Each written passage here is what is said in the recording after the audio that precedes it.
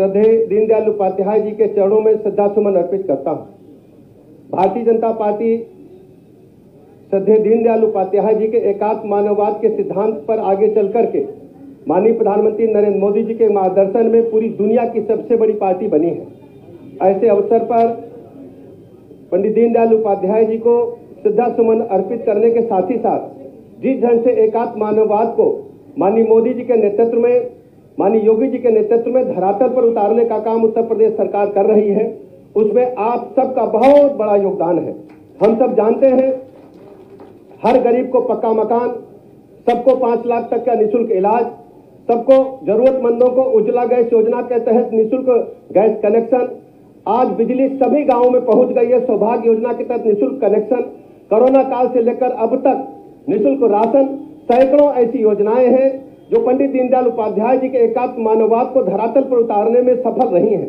आज भारतीय जनता पार्टी दुनिया की सबसे बड़ी पार्टी एकात्म मानववाद के सिद्धांत को आगे बढ़ाकर के ही बन पाई है। ऐसे अवसर पर बहुत अधिक बात न रखते हुए मैं माननीय मुख्यमंत्री जी का अपनी विधानसभा क्षेत्र में हृदय से स्वागत करता हूं, आभार प्रकट करता हूं और श्रद्धेय पंडित दीनदयाल उपाध्याय जी के चरणों में पुनः श्रद्धासुमन अर्पित करता हूं। बहुत बहुत धन्यवाद।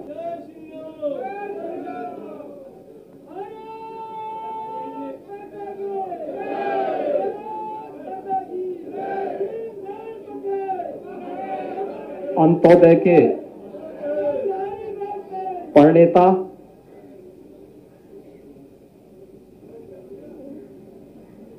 महान राजनीतिक विचारक पंडित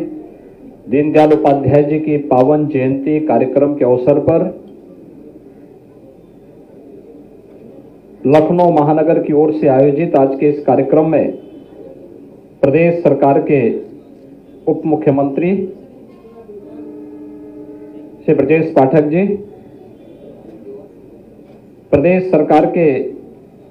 जल शक्ति मंत्री श्री स्वतंत्र देव सिंह जी, इस पूरे कार्यक्रम के संयोजक महानगर अध्यक्ष श्री आनंद द्विवेदी जी, लखनऊ की महापौर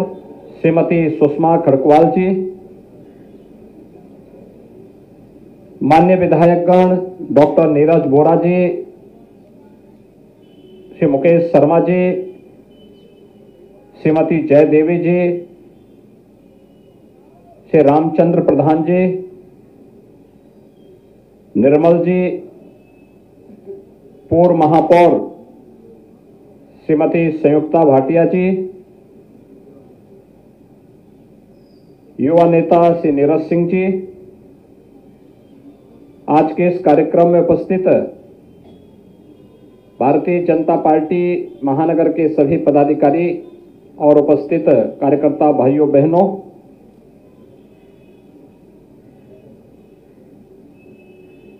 आज अंत्योदय के प्रणेता एकात्म मानव दर्शन के माध्यम से भारत की दृष्टि को, भारत की राजनीतिक एजेंडे का हिस्सा बनाने वाले, राजनीति में शुचिता, पारदर्शिता और ईमानदारी के प्रबल समर्थक पंडित दीनदयाल उपाध्याय जी की पावन जयंती है। इस अवसर पर उत्तर प्रदेश शासन की ओर से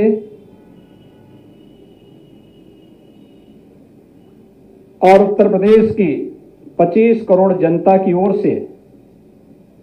मैं पंडित जी के श्री चरणों को नमन करते हुए विनम्र श्रद्धांजलि अर्पित करता हूं। हम सब जानते हैं कि पंडित दीनदयाल उपाध्याय जी का जन्म, जो उनकी वास्तविक जन्मभूमि है, वह उत्तर प्रदेश ही है। उत्तर प्रदेश के मथुरा जनपद में एक छोटे से गांव में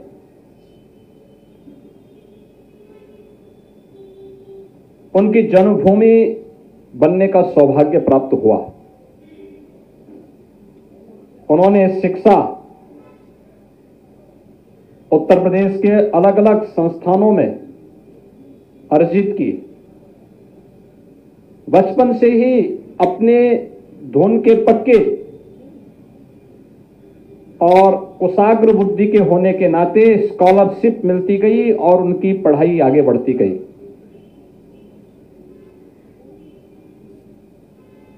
भारत और भारतीयता के प्रति उनका दृष्टिकोण बहुत स्पष्ट था। उन्होंने संस्कृति को राष्ट्र की आत्मा के पर्याय के रूप में उसका संवाहक माना और उनका स्पष्ट कहना था कि भारतीय दृष्टिकोण विश्व मानवता के कल्याण का मार्ग प्रशस्त कर सकता है, लेकिन समाज के अंतिम पायदान पर बैठे हुए व्यक्ति के बारे में भी उनकी धारणाएं बहुत स्पष्ट थी।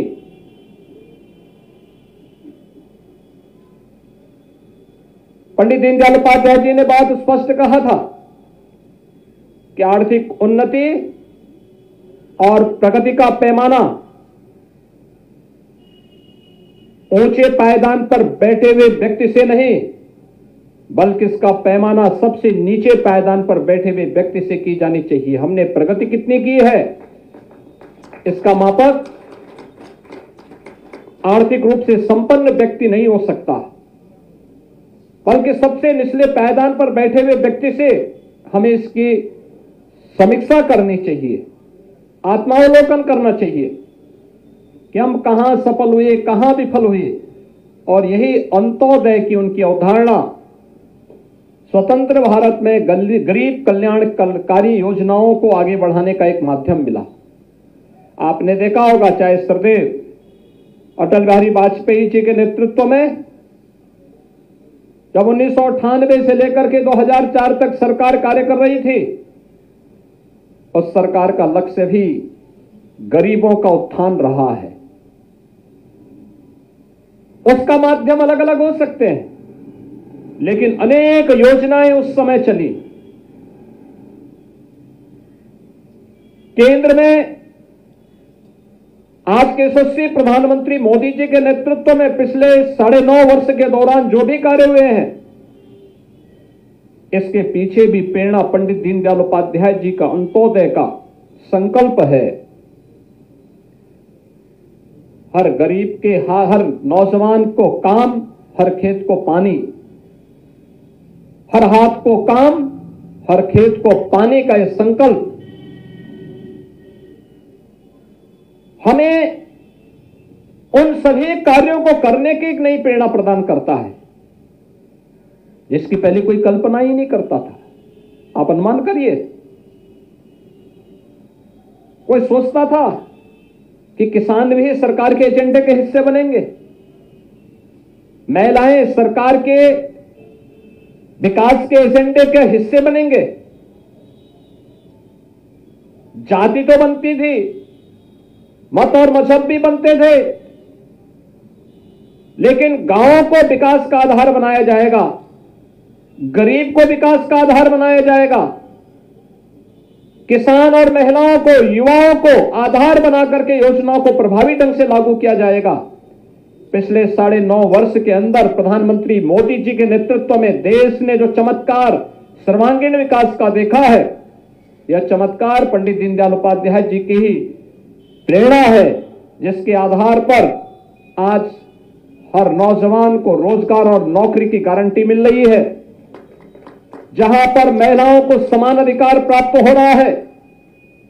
किसान को प्रधानमंत्री किसान फसल बीमा योजना से लेकर के प्रधानमंत्री किसान सम्मान निधि का लाभ मिल रहा है,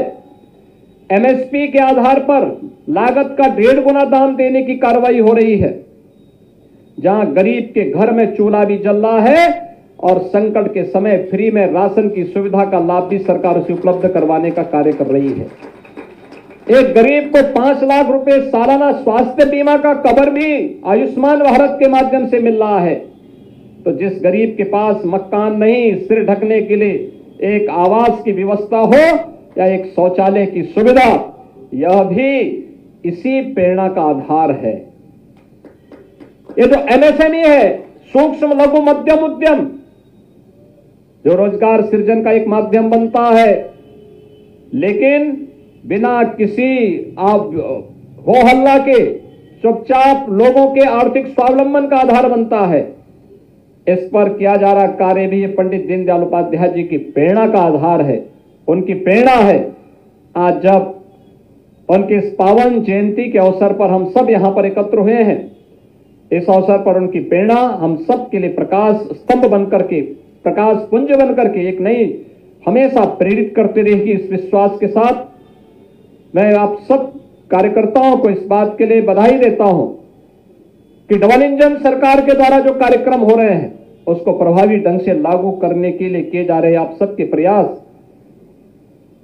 मुझे लगता है यह पंडित दीनदयाल उपाध्याय जी के प्रति हम सब की ओर से विनम्र नमन और श्रद्धांजलि है। एक बार फिर से पंडित दीनदयाल उपाध्याय जी को उनकी पावन जयंती के अवसर पर नमन करते हुए, उनकी स्मृतियों को नमन करते हुए मैं प्रदेश सरकार और प्रदेश की जनता की ओर से